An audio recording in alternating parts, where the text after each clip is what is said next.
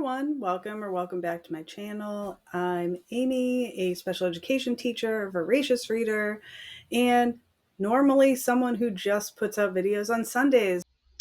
Editing Amy here. I just want to insert myself in here because I'm about to say that I am posting this on a Wednesday.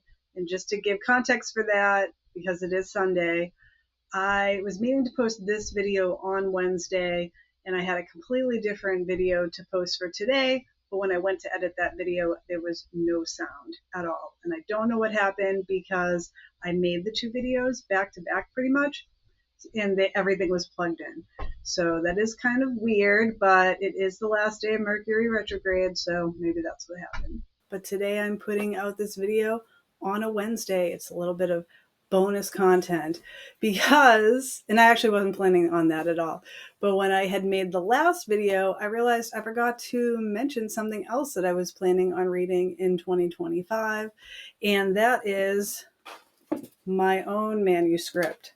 So back in 2011, I actually did NaNoWriMo, and it had been a story that I had wanted to write for a while. And I was like, you know what? I'm just going to jump in and do it. And I actually got 50,000 words in. Then I never read it again. So I don't know why I never picked it up again to read. I had every intention of actually reading through this and taking notes and revising and all of that. And I think I just felt a lot of resistance to it because I knew it was absolute trash. So for whatever reason, back in 2011, I was actually into romance genre, which is not my preferred genre now. I rarely ever read romance novels, maybe like once or twice a year if someone recommends one that's really good. And I typically like them to be really funny. So that's what I was trying to aim for in the one that I was writing. So I'll tell you a little bit about the premise. In this novel, we have our main character. She has died. She finds herself in heaven with no recollection of how she died. And everyone else that's up there is like very happy. So she feels like something's wrong because she is not happy. So she's able to look down at Earth and watch it as a soap opera, even though like the people around her are very concerned and they're like, you really don't want to like spend all of your afterlife just doing that. It's not a healthy habit. And then this kind of spurs her on to really just question, should I even be up here? Like, what is this? And she manages to find a portal to go back to Earth because she feels like it's really weird that she doesn't know how she died. And for some reason, she feels like she has unfinished business and she needs to go back to Earth and like figure this out. And also she's been like spying on her neighbors, and that's like a subplot in there. But the romance element of it is that there is, how do I put this? So she falls in love with one of Satan's minions. This minion is not happy to be a minion. He does not like working for Satan. This is like not something that he's really into, but I mean, he doesn't really have an option, right? Because eternal torture and all of these other things. One of the things that the minions are responsible for is reaping of souls who have passed over, who are not in heaven. People like our main character. So if you are back on Earth and just roaming around sort of like a ghost, you are sort of up for grabs. That was like one aspect of it I was kind of leaning towards.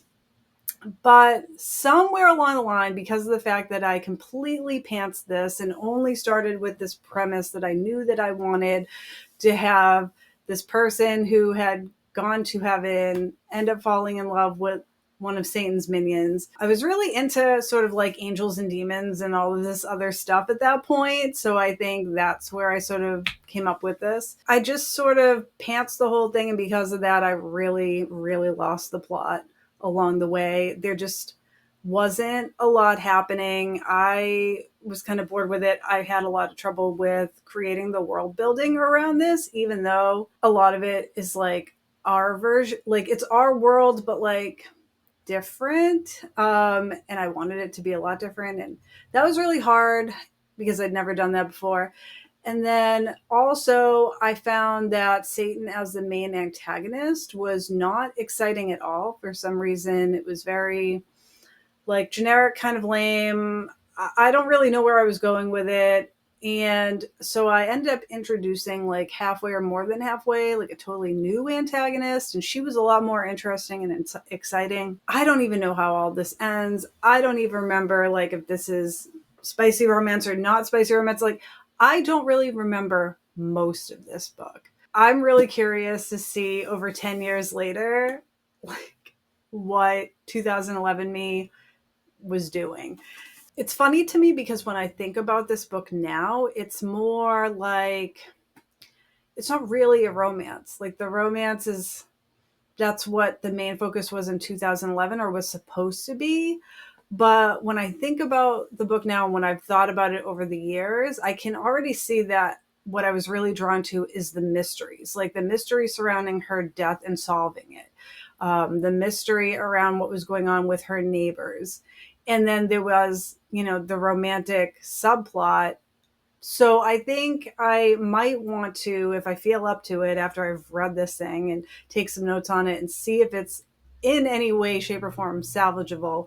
I think I would have to do like a complete revamp of it and maybe turn this more into like a paranormal cozy in some way where there's still that romance element, but it's not the main focus of the book. It's more about solving the mysteries, but we'll see. I think that might be a little bit more interesting to me. But who knows? Maybe there's some little gold nuggets in here, and I will have surprised myself and be so amazed because I find that to be the case in a lot of what I do in my life. And I'm curious to know if you all deal with this as well.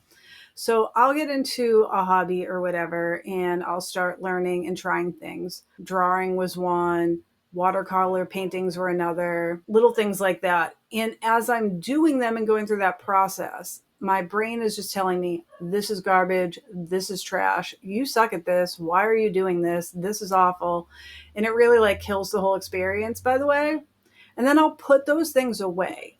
So I'll just, I'll move on to something else, but I don't really get rid of anything. And so I have these things in like the special closet that's up in here. It's like a place where, all of my creations just go to die, I guess.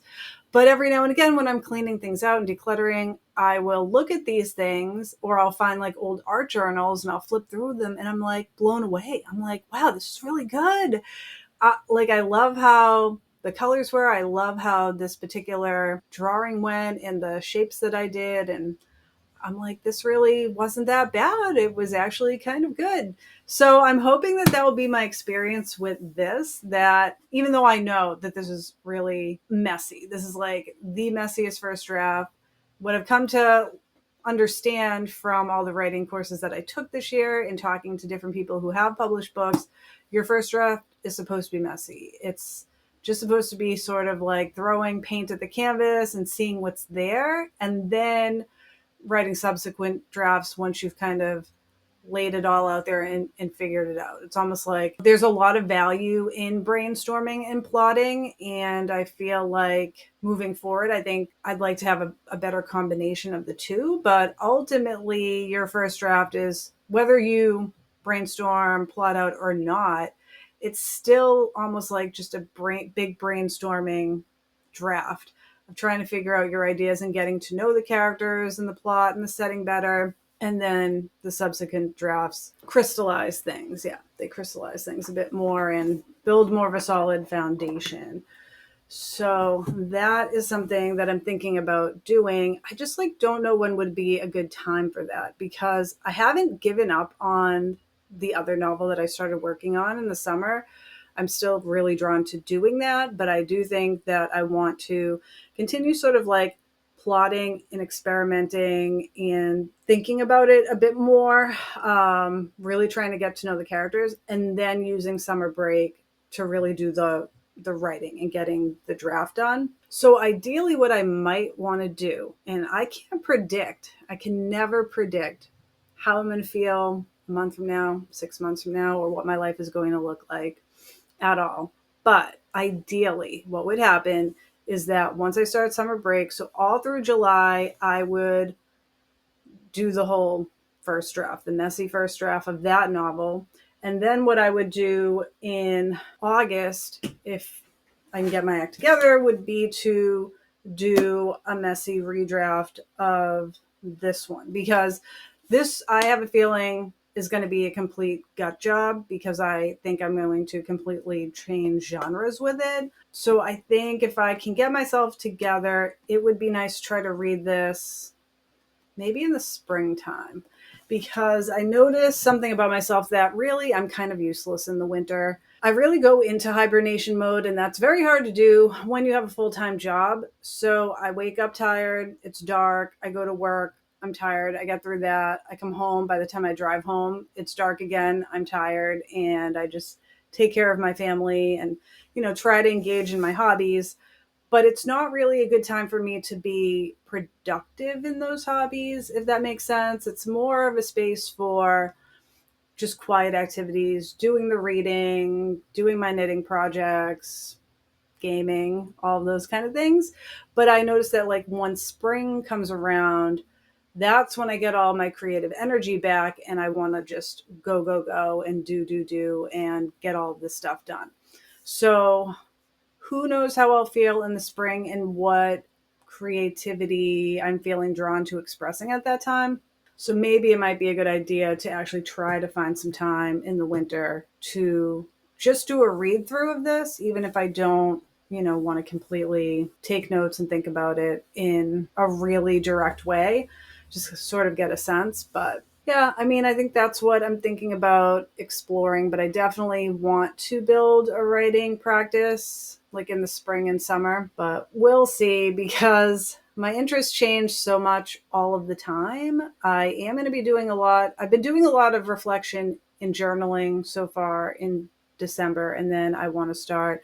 I do get into the whole, not really New Year's resolution, but I do get caught up in the New Year's goal setting and goal planning. But I've noticed over the years in doing that I am not the type of person that once January 1st hits, like, I hit the ground running and start making all of these changes and habits. It really takes me about into February or March before things start happening. If you're anyone that like knows about earth-based spirituality or things like that, that really makes a lot of sense in a way, because I do feel like I'm in tune with nature in that way, that I start coming back to life and start wanting to take more action once we start seeing signs of actual spring and new life growing. And then I feel my most energetic and creative during the summer, when everything is really blooming. I do feel like a wane in the fall, especially in my mood and other things, but that has to do with also the season of being a teacher, and that's a very, like, the beginning of a school year is always chaotic.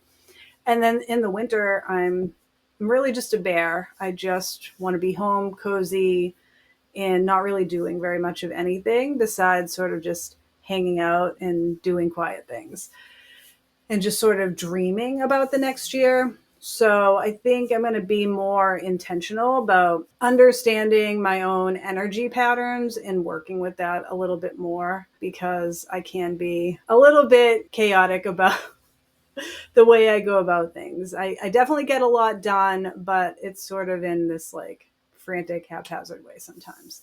And I really want to approach things a bit differently in 2025 and really slow down a little bit more, try to take on less things and do them more strategically and more involved than scattering my energy all over the place. But yeah, I'm really excited about this potential project in the new year. I've told myself over the years, many years, that I would do that and have never gotten around to it. So now I'm putting it out here on the internet, so feel free to hold me accountable to that. But let me know if you've ever done NaNoWriMo, or if you have ever written anything and then just completely abandoned it, never did anything with it again. Or just let me know if you thought the premise of my book sounded interesting, and if you think it is worth giving it a reread and trying to figure out what to do with it. And I will see you next time. Thanks. Bye.